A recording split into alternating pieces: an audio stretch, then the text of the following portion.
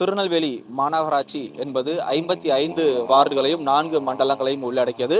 இந்த திருநெல்வேலி மாநகராட்சி என்பது பார்த்தீங்கன்னா, பாளையங்கோட்டை ஹைக்ரவுண்ட் மருத்துவமனையில் ஆரம்பிச்சு சுவாமி நெல்லையப்பர் கோவில் டவுன் வரைக்கும் இருக்கக்கூடிய இந்த 13 கிலோமீட்டர் என்பது ஹார்ட் ஆஃப் த சிட்டியா சொல்லப்படக்கூடிய ஒரு முக்கியமான இடமாக பார்க்கப்படுகிறது. இந்த திருநெல்வேலி மாநகர பகுதியில் அதிகமான இந்த நோ பார்க்கிங்ல நிறுத்தக்கூடிய அந்த வாகனங்கள்னால பெரும்பாலான போக்குவரத்து நெரிசலானது காலை மற்றும் மாலை வேளைகளை தற்போதைய சமீப காலமாக அதிகரிச்சுட்டு வருது. இதை கட்டுப்படுத்துவதற்கு தமிழக அரசாக இருக்கட்டும், திருநெல்வேலி மாநகராட்சியாக இருக்கட்டும், எந்த ஒரு முழுமையான நடவடிக்கையும் எடுக்கப்படலை அப்படின்ற மாதிரி மிக முக்கியமான குற்றச்சாட்டை பொதுமக்கள் கூறுவதை நம்மளால் கேட்க முடிகிறது. காலை மற்றும் மாலை வேளைகளில் அதிக அளவிலான பள்ளி மற்றும் கல்லூரி மாணவ மாணவிகள் செல்லக்கூடிய இந்த பாளையங்கோட்டை மற்றும் புதிய பேருந்து நிலையம் ஆகிய இடங்களில் போக்குவரத்து நெரிசல் என்பது அதிக அளவில் காணப்படுகிறது. இதன் காரணமாக இரு சக்கர மற்றும் 4 சக்கர வாகனங்களில் வரக்கூடிய பெரும்பாலான வாகனங்களுக்கு முறையான பார்க்கிங் வசதி கிடைக்காத காரணத்தினால நோ பார்க்கிங்கில் விட்டு செல்லக்கூடிய அந்த காட்சியை மாநகர பகுதியில் பார்க்க முடிகிறது. இதன் காரணமாக அதிக போக்குவரத்து நெரிசலும் விபத்துகளும் ஏற்படக்கூடிய ஒரு சூழலும் ஏற்பட்டிருப்பதாகவே பொதுமக்கள் கூறுகிறாங்க.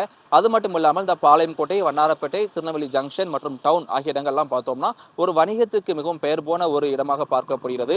காலை மற்றும் மாலை வேளைகளை தவிர மற்ற பண்டிகை நாட்களாக இருக்கட்டும், வார இறுதி நாட்களாக இருக்கட்டும், இந்த பகுதியில் இருக்கக்கூடிய பெரும்பாலான வணிக நிறுவனங்கள் முறையான பார்க்கிங் வசதி செஞ்சு கொடுக்காத காரணத்தினால அந்தந்த கடைகளுக்கு வரக்கூடிய பெரும்பாலான பொதுமக்கள் தங்கள் வரக்கூடிய 2 சக்கர மற்றும் 4 சக்கர வாகனங்களை ஆங்காங்கே விட்டு செல்லக்கூடிய ஒரு அவலநிலையும் ஏற்பட்டிருக்கிறது. இதன் காரணமாக தனியார் மற்றும் அரசு பேருந்துகள் முறையாக சாலைகளில் பயணிக்க முடியாத ஒரு சூழல் ஏற்பட்டிருக்கிறதன் காரணமாக 2 சக்கர வாகனத்தில் செல்லக்கூடிய போதும் 4 சக்கர வாகனத்தில் செல்லக்கூடிய போதும் ஒரு பெரும்பாலான விபத்துகள் ஏற்படுவதாகவே பொதுமக்கள் குற்றச்சாட்டு முன்வைக்கிறாங்க. இது குறித்து பேசுவதற்காக நெல்லையை சேர்ந்த சமூக ஆர்வலர் நம்மிடம் இணைந்திருக்கிறார். அவரிடம் சில கேள்விகளை முன்வைக்கலாம். அண்ணா வணக்கம். இப்போ பாத்தீங்கன்னா நம்ம மாநகர பகுதியில் பெரும்பாலான இடங்கள் நோ பார்க்கிங்ல காரை நிறுத்திட்டு போற காட்சி நம்மளால் பார்க்க முடியுது. இது எந்த அளவுக்கு பொதுமக்கள் ஒரு தொந்தரவா இருக்குன்னு பாக்குறீங்க? இப்போ பெரும்பாலும் நோ பார்க்கிங்கில் நிறையா இப்போ வாகனங்கள் எல்லாமே பெருகி விட்டது. சரியான முறையில் மக்களும் சரி எல்லாரும் அந்த சரியான முறையில் நோ பார்க்கிங்கில் இப்போ கடைக்கு போகிறாங்கன்னா வண்டியை நடுவில் விட்டுட்டு போயிடுவாங்க.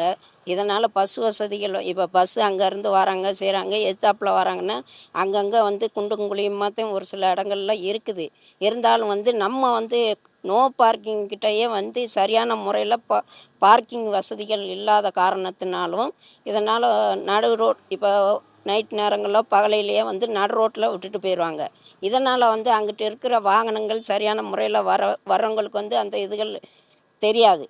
இப்போ புது பஸ் ஸ்டாண்டு இந்த சைடு எங்கே போனாலும் இந்த பார்க்கிங் வசதிகள் சரியாக இல்லாத காரணத்தினால அந்த பஸ் ஸ்டாண்டுக்குள்ளேயே ரொம்ப நெருக்கடியான சுச்சுவேஷனில் அந்த மினி பஸ்ஸு எல்லாமே போய்கிட்டு வந்துக்கிட்டு இருக்கோம்.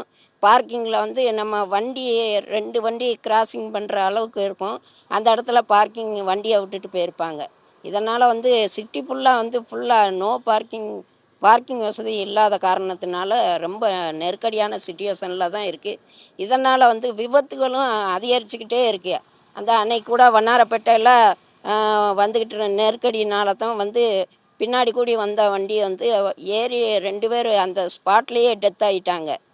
அப்படி அடிக்குறுக்க எல்லா இடத்துலையும் நடந்துக்கிட்டு தான் இருக்குது.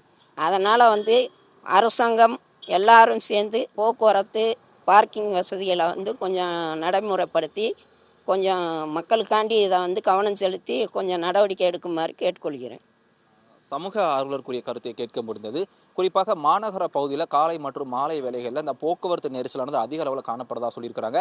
அது மட்டும் இல்லாமல் திருநெல்வேலியில் முக்கியமான ஒரு பகுதியாக பார்க்கப்படுவது இந்த கொக்கரக்குளம் முதல் சமாதானபுரம் வரைக்கும் மேம்பாலம் கட்டக்கூடிய அந்த பணியானது விரைவில் தொடங்கப்பட இருப்பதாகவே தமிழக அரசு தெரிவிச்சிருக்குது. ஆனால் தற்போது வரை அதற்கான எந்த ஒரு பணியும் முன்னெடுக்காத காரணத்தினால முறையான பார்க்கிங் வசதி கிடைக்காம 2 சக்கர மற்றும் 4 சக்கர வாகன ஓட்டிகள் மிகவும் சிரமப்பட்டு வராங்க.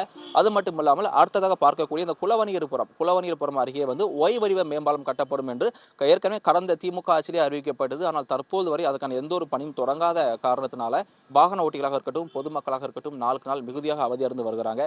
எனவே மாநகர பகுதியில் முறையாக அந்தந்த தனியார் நிறுவனங்கள் தங்களது நிறுவனங்களுக்கு வரக்கூடிய பொதுமக்களுக்கு தேவையான பார்க்கிங் இட வசதி ஏற்படுத்தி செய்து கொடுக்கணும். அது மட்டும் இல்லாமல் சாலை ஓரங்களில் ஆங்காங்கே நிறுத்தப்படக்கூடிய இந்த வாகனங்கள் மீது முறையான நடவடிக்கை எடுக்கணும் அப்படின்ற மாதிரியான மிக முக்கியமான கோரிக்கையை நெல்லையை சேர்ந்த பொதுமக்கள் கூறிய கருத்தாக நம்மால் பார்க்க முடிந்தது. தமிழ் ஜனம் செய்திகளுக்காக நெல்லையிலிருந்து ஒளிப்பதிவாளர் ராமனுடன் செய்தியாளர் சரவணன்.